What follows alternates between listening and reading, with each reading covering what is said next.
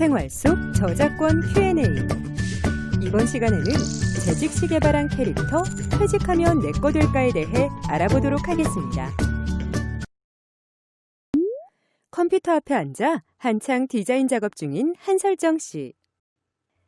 취미로 시작한 사진인데 비록 합동이지만 사진전을 열게 되다니.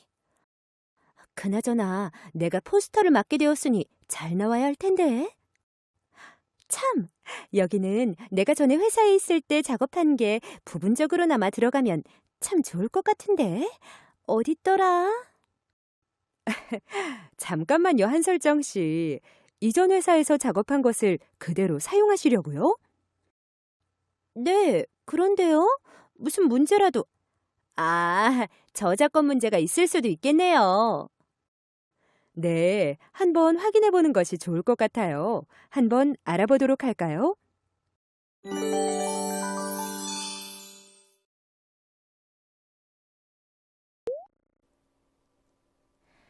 오늘의 궁금증을 해결하기에 앞서 여러분은 업무상 저작물과 창작자주의에 대해 알아두셔야 합니다. 업무상 저작물이란 업무 과정에서 만들어지는 저작물로서 법인 등의 기획하에 법인 등의 업무에 종사하는 자가 업무상 작성하는 저작물을 말합니다. 창작자주의란 저작물을 직접 창작한 자가 저작자가 되게 하는 것을 의미합니다. 오늘 우리가 함께 알아볼 내용은 회사 재직 시 디자이너로서 개발한 캐릭터들이 있는데 당시 정보들을 모두 내가 가지고 있을 경우 퇴사한 이후에 이용할 수 있나 하는 것입니다. 여러분은 어떻게 생각하시나요? 네, 이 경우 회사가 저작자로서 권리자이므로 퇴사 후 이용할 수 없습니다. 왜 이렇게 되는지 궁금하시죠? 이제 여러분의 궁금증을 해결하러 가보겠습니다. 회사 재직 시 디자이너로서 개발한 캐릭터들을 왜 퇴사 후 이용할 수 없을까요? 그 이유를 알아봅시다.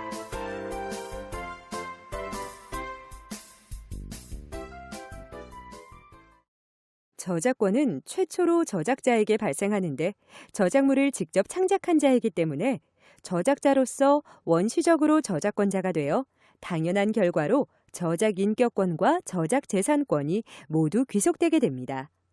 우리 저작권법에는 저작자가 되게 하는 두 가지의 경우가 있는데요.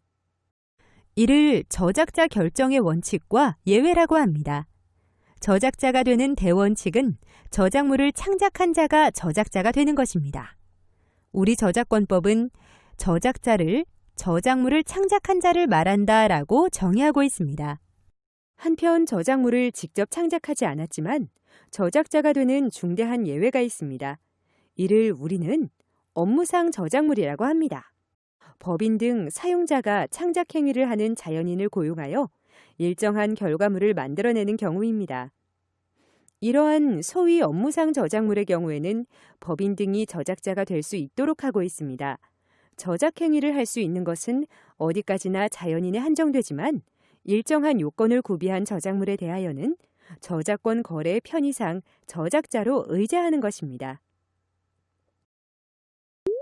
저작권법상 업무상 저작물은 법인, 단체, 그 밖의 사용자의 기획하에 법인 등의 업무에 종사하는 자가 업무상 작성하는 저작물인데 법인 등의 명의로 공표되는 업무상 저작물의 저작자는 계약 또는 근무 규칙 등의 다른 정함이 없는 때에는 그 법인 등이 됩니다.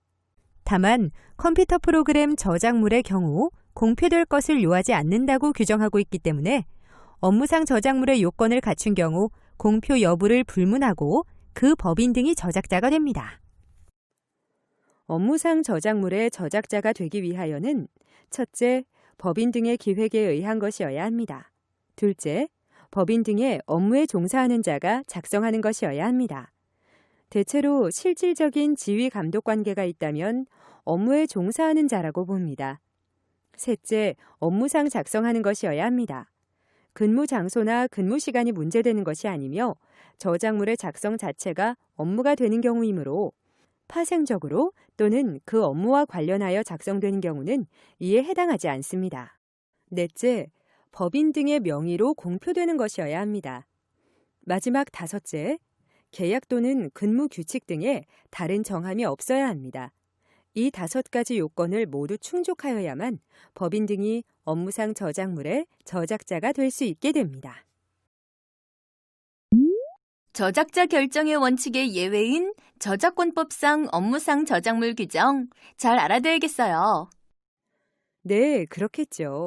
그럼 계속해서 창작자주의의 예외로서 이러한 업무상 저작물 규정을 두고 있는 취지에 대해서 알아볼까요? 첫째, 저작물 창작이 여러 사람의 협동 작업으로 이루어지는 경우가 많은데 각 실제 창작 행위에 기여한 자를 모두 저작자로 할 경우 권리관계가 복잡해져 이용이 장애를 초래할 수 있습니다.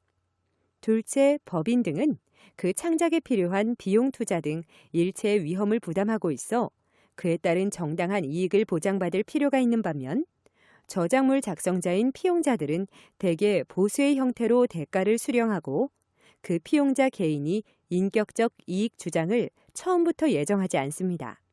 업무상 저작물은 이와 같은 취지를 감안하여 해석되어야 하는 것이죠. 이와 같이 우리 저작권법은 저작자 결정과 관련하여 창작자주의 원칙, 생산자주의 예외를 적용하고 있는데 신문사에 고용된 신문기자가 자신의 업무인 기사를 작성하는 것은 바로 저작권법상 업무상 저작물 규정이 적용되는 전형적인 사례로 볼 수 있습니다. 또한 회사의 디자이너로 재직 시 개발한 캐릭터 역시 이러한 전형적인 사례와 다르지 않고 업무상 저작물의 요건을 충족하고 있는 것으로 보여집니다. 따라서 이에 대해서는 회사가 저작자로서 저작권을 행사할 것이므로 개발자라고 해도 퇴사 후 이용하고자 할 경우에는 회사의 이용 허락을 얻어 이용해야 합니다. 여러분, 오늘의 궁금증 모두 해결하셨나요? 회사 재직 시 디자이너로서 개발한 캐릭터들, 퇴사 후 이용할 수 있을까요? 네, 맞습니다. 이 경우 회사가 저작자로서 권리자이므로 퇴사 후 이용할 수 없다는 것을 기억해 주세요.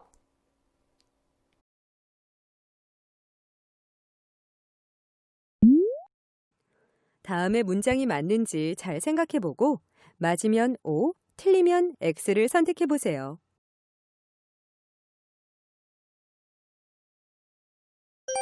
네, 정답은 X입니다.